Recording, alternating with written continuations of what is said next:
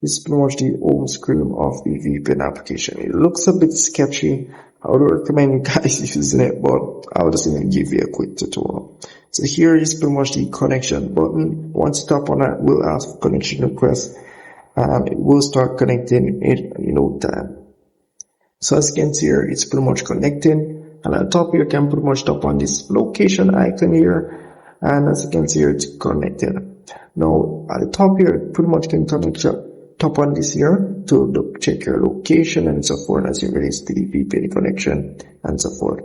So once you're connected, you're pretty much free to browse.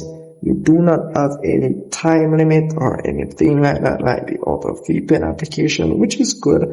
And the options, you only get these servers to use. So not much for servers, and you don't really get any time limit as it relates to this VPN application. So that's an upside. But just let me know your thoughts on this VPN application. You can comment below if you have tried it, if it's worth it, or anything like that. Just let me know, guys. Anyways, see you in the next one.